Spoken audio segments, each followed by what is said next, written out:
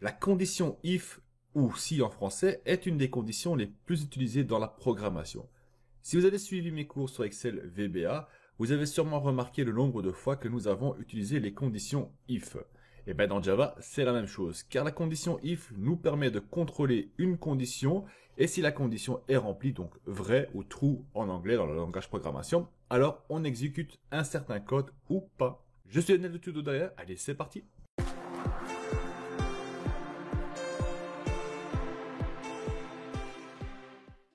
Alors, pour créer une condition si, donc je vais créer une classe pour notre exercice ici qui s'appelle condition if dans Java. Je vais donc créer un public static void main, voilà automatiquement. Et je vais donc déclarer une variable, donc int ou même byte, c'est comme on veut, nombre est égal à 5, point virgule. Et on va créer une première condition si.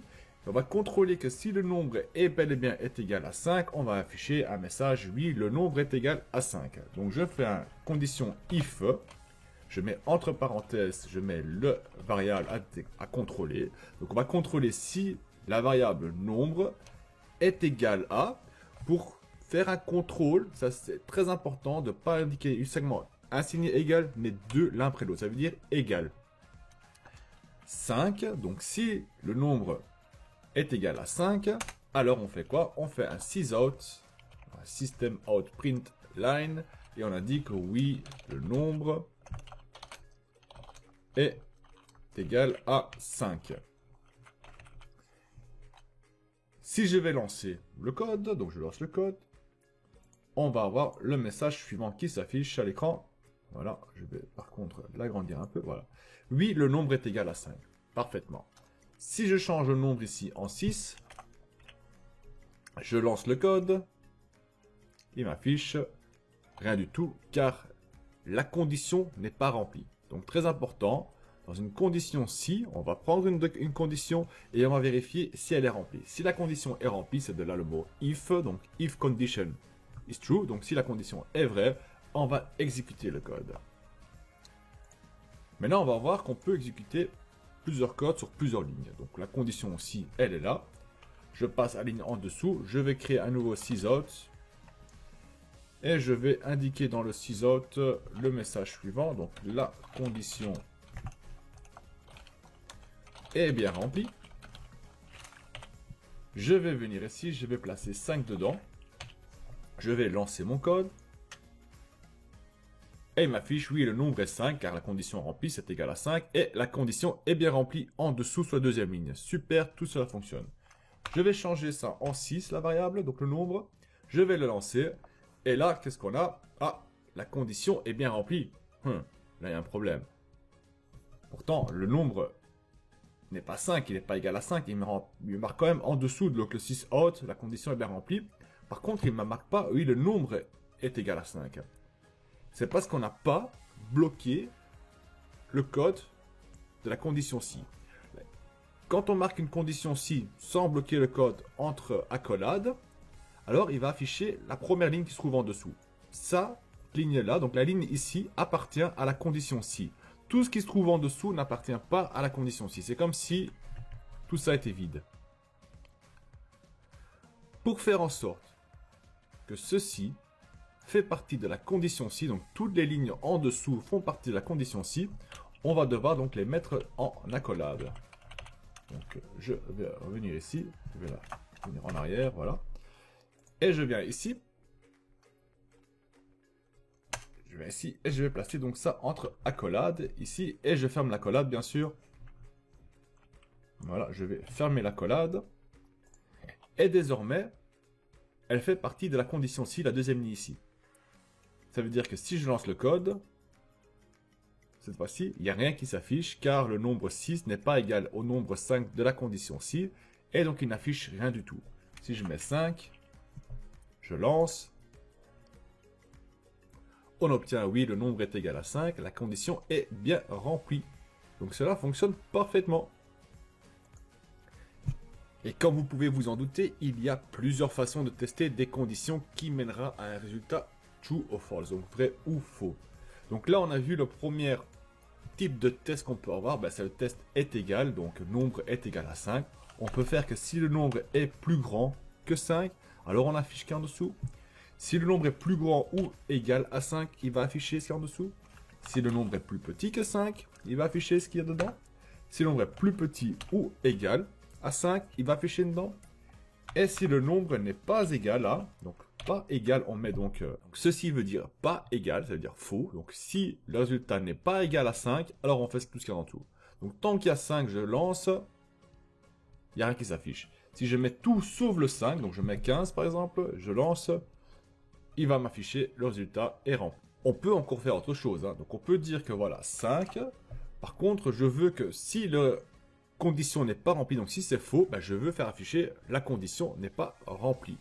Alors, comment est-ce que je peux faire ça? Donc on va dire est égal à 5, ici on va mettre 6 au-dessus. Donc là, on a 6, il va contrôler, il dit non, c'est pas ça, je veux faire afficher la condition n'est pas remplie. Donc je peux venir ici et placer donc le else, qui veut dire sinon. Je ouvre. Le même principe, hein, donc si on n'ouvre pas les accolades, c'est une seule ligne qui compte. Par contre, si on place des accolades, on peut placer plusieurs lignes de code. Donc là, prenez l'habitude de placer toujours des accolades, ce sera beaucoup plus lisible et beaucoup plus simple, et afin d'éviter des erreurs par la suite. Hein. Et là, on va indiquer donc condition n'est pas remplie. Voilà. Là, si je lance le code, il nous affiche condition n'est pas remplie car le nombre n'est pas égal à 5. Si je mets 5 dedans, je lance le code. Puis le nombre est rempli, la condition est remplie, voilà. Et le message ici ne s'affiche pas. Une autre solution est bien sûr d'imbriquer des conditions. C'est-à-dire qu'on va tester plusieurs conditions l'un après l'autre. On va contrôler si la condition 1 est remplie, oui, alors fais cela. Si la condition 2 est remplie, bah alors tu fais cela. Si la condition 3 est remplie, tu fais cela. Et ça, on va donc utiliser autre chose. Donc ça, je vais l'effacer. On va se positionner ici. Donc, première chose, si le nombre est égal à 5, tu me marques oui, c'est ça. Else, donc sinon si. Donc else if, sinon si. Nouveau une condition, si le nombre est égal à 6. On va faire les accolades de nouveau, voilà. On va faire un sysauth et on va dire le nombre est égal à 6. Hop, on va créer une autre condition, else if nombre est égal à 7, accolade, hop, sysauth, le nombre est égal à 7. Else, accolade, voilà, sysauth, on va dire un autre nombre que 5, 6 ou 7. Voilà, voilà. Et donc là, on va tester. Donc le 5, on connaît déjà le résultat. Oui, le nombre est 5. On va placer un 6 dedans. Je lance. Le nombre est 6, c'est parfait. Je mets un 7 dedans. Il va nous afficher le nombre est 7. Donc il est venu tester ici, donc il a fait if nombre, donc il a regardé, est-ce que le nombre est 5? Non, ok, on fait pas ça, on passe ici. Ah, est-ce que le nombre est 6 peut-être? Non, le nombre est 7, donc c'est pas 6, ok. On passe à la suivante. Ah, ici, est-ce que le nombre est égal à 7? Oui. Ah, ben on va afficher ce qu'il y a ici dedans. Par contre, si je change ça en 8, il va faire une étape suivante, et il va dire, ah, un autre nombre que 5, 6 ou 7, donc c'est pas le bon nombre qu'on a affiché. Il est tout à fait possible et aussi souvent utilisé de contrôler multiples critères dans une condition. Ça veut dire qu'on peut avoir une condition 1 avec plusieurs critères. On peut dire par exemple que si le nombre est égal à 5 ou plus petit que 5, alors on fait quelque chose. On peut aussi dire que si le nombre est plus grand que 5 et plus petit que 10, alors on peut faire quelque chose. C'est des conditions un peu spéciales. Donc là, on va reprendre le tout, on va effacer complètement la condition. Et on va donc faire que if... Je veux dire que nombre est plus grand est égal à 5, donc plus grand ou égal à 5, et donc là on met les deux signes les signes E là, qu'on va dire et que le nombre est plus petit que 10, alors on va exécuter notre code, on va dire que oui, sysauth. Oui, le nombre est entre 5 et 10. Voilà. Là, si je lance le code, il va m'afficher, oui, le nombre est entre 5 et 10, car c'est 8. Si je mets un 11 dedans, je lance, il m'affiche rien. Si je mets un 10 dedans, je lance, il m'affiche rien, car là, c'est pas plus petit. Si je mets un 5 dedans, il va m'afficher, oui, le nombre est entre 5 et 10. Donc ça fonctionne parfaitement. Donc là, on a utilisé deux conditions dans une condition aussi. On a contrôlé la première condition, que si le nombre est plus grand que 5 et si le nombre est plus petit que 10. Avec le et, donc and en anglais, il faut que toutes les conditions soient remplies. S'il y a une des conditions qui n'est pas remplie, alors c'est no match, c'est un false et ça ne fonctionnera pas. Car on peut avoir ceci là et on peut encore ajouter plusieurs conditions qui doivent être vraies avec ça. On a aussi une autre condition. Hein. Donc là, je vais changer est égal à 5 et nombre est égal à 10. Et là, on va dire que voilà, si le nombre est égal à 5 ou, donc cette fois-ci on va dire ou, le nombre est égal à 10. Pour ça, on utilise les deux signes de barre, des barres. Normalement, elle se trouve, donc si vous appuyez sur la touche Alt GR et la touche 1 de votre clavier, parce que le signe est concaténé, donc le même endroit que ce signe-là est sur votre clavier normalement. Ça dépend quel type de clavier vous avez. Je travaille sur un AZERTY. Et là, vous aurez donc les deux barres verticaux qui s'affichent. Et ces barres-là veulent tout simplement dire ou en anglais or. Donc, si le nombre est égal à 5 ou le nombre est égal à 10, on va exécuter le code. Donc là, c'est simple, il faut qu'une des deux conditions soit remplie. Donc soit la première condition, soit la deuxième condition. Si je mets un 6 ici dedans, un 9 dedans par exemple, la condition 1 n'est pas remplie et la condition 2 n'est pas remplie, donc il n'y a aucune bonne réponse, donc c'est un false et on n'obtiendra pas le message. Par contre, si je mets un 5, c'est bon, il n'y a pas de souci, on va lancer la condition, donc la condition est vraie et on va lancer le code. Si je mets un 10, la condition est vraie et on va donc lancer le code. Donc bien retenir avec les conditions et les conditions si sur Java, c'est simplement que si on veut faire égal, ben on fait deux fois signe égal. Si on veut indiquer plus grand, c'est plus grand, plus grand ou égal à, plus petit ou égal à. Et puis nous avons plusieurs types de conditions. Donc ça veut dire simplement et ou and. Hop là, bien sûr. And, comme ça. Et nous avons la condition ou or en anglais. Voilà. Ce sont les outils qu'on va donc utiliser. Ah, j'oublie un seul encore, c'est n'est pas égal. Voilà. N'est pas égal. Donc ce sont les outils qu'on va donc utiliser dans Java pour indiquer aux conditions quel type de condition on va avoir. Est égal à, est plus grand, petit, n'est pas égal, d'avoir plusieurs conditions qui sont remplies, obligé donc et, ou, hein, bien sûr. Donc là, on a plusieurs types de conditions. Désormais, je vais vous montrer autre chose. Donc ça, je vais l'effacer. Effacer, j'ai dit, voilà, on va effacer ceci. On va se positionner là. Et je vais donc créer un scanner. Donc je vais faire un scanner. Voilà, clavier. On peut voir qu'il a automatiquement ajouté, donc importé le scanner dans ma classe, c'est parfait.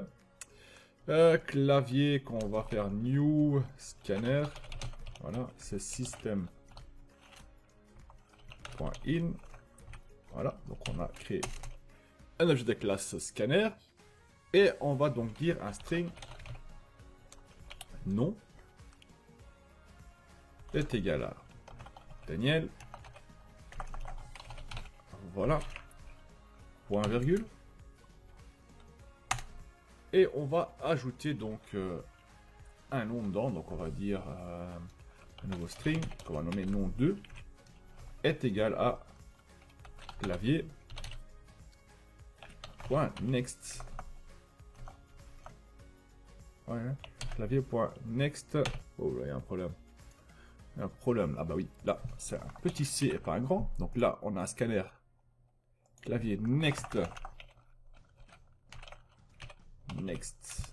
Allez, next line, voilà.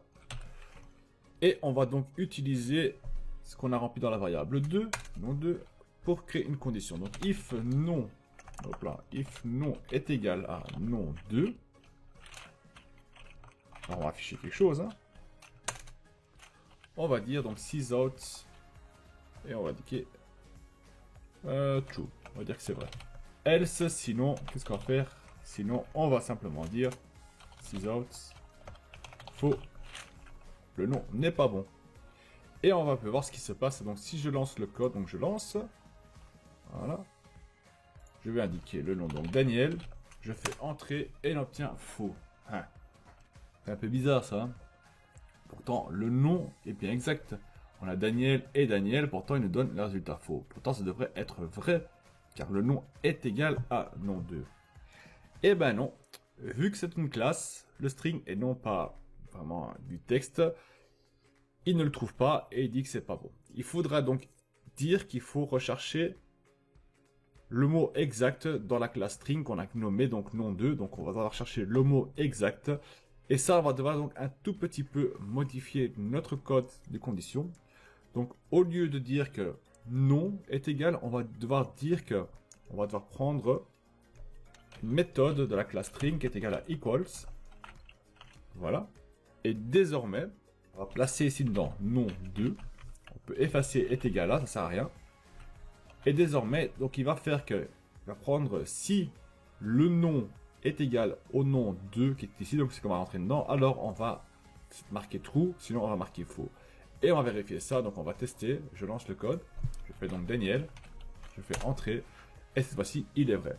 Car le mot qu'on a indiqué, donc il a utilisé une méthode de la classe string pour vérifier si le mot qu'on a entré est égal au mot de la variable nom 1, donc le nom sans le nom, la variable nom. Si celui-ci est égal, donc c'est ce qu'il a fait, est égal, alors on marque le true, sinon c'est faux. Si je recommence et je marque Bob,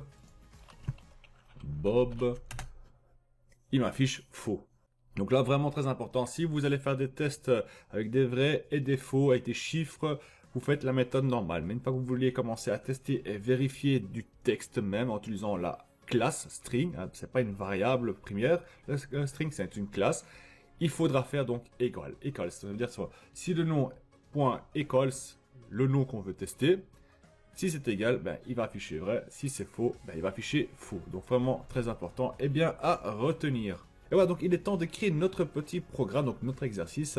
Donc je vais vous demander de créer un programme qui demande à l'utilisateur d'introduire son âge, comme ici. Donc quel est votre âge? Je vais indiquer mon âge, je fais entrer. Et le programme va m'afficher que je vais appartenir à la génération Y. En fait, ce qu'il faudra faire, c'est vraiment qu'on rentre l'âge, on va devoir prendre l'année actuelle. Donc si on est en 2019, on écrit 2019 moins l'âge qu'on a donné dedans. Donc on va faire un calcul de l'année 2019 moins l'âge donné. Puis on aura donc une variable qui va stocker l'âge qu'on a créé, donc l'âge calculé. Et avec l'âge calculé, on va devoir créer une condition si qui va contrôler si l'âge se trouve entre donc plus haut que maintenant, plus haut est égal à maintenant, ou si elle se trouve entre cette période-là, alors on affiche génération Y. Si elle se trouve entre génération-là, on affiche là. Si la date est entre ça et ça, donc l'année entre 1943 et 1959, on indique baby boomer et ainsi de suite jusqu'à la fin indiquer donc wow tu es un dinosaure si c'est plus haut. Voilà, donc je vous souhaite bonne chance pour cet exercice et on se retrouve dans un prochain cours. Allez, salut tout le monde!